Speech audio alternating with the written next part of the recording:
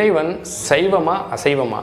இங்கு இறைவனை பல பேர் சைவமாக நினச்சி வழிபாடு பண்ணுறாங்க, பல பேர் அசைவத்தை வைத்து வழிபாடு பண்ணுறாங்க. குறிஞ்சி, முல்லை, மருதம், நெய்தல், பாலைன்னு நம்மளுடைய ஆதி தமிழர்களும் ஆதிவாழ் மக்களும் இங்கு 5 வகை நிறங்களாக குறிப்பிட்டிருக்காங்க.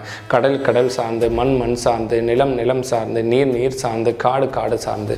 அப்போ அந்த மக்கள் வாழ்ந்த அந்த இடம் சார்ந்து அவர்கள் வேட்டையாடி உண்டதை கடவுளுக்கு வைத்தார்கள்.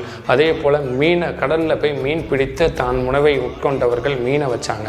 அதுபோல அவர்கள் வாழ்ந்த விதத்திலும் அவர்களை சுற்றி கிடைத்ததை வைத்து இறை வழிபாடுகள் செய்தார்களே தவிர கடவுள் எப்போதும் சைவமோ அசைவமோ இதை எதையும் விரும்புவதில்லை. உண்மையான அன்பையும் உண்மையான பக்தியையும் கொடுத்துதான் இறைவனை நீங்கள் அடைய முடியுமே தவிர சைவமோ அசைவமோ இது போன்ற எந்த பணம் பொருள் எதையும் கொடுத்து இறைவனை நீங்கள் நெருங்க முடியாது.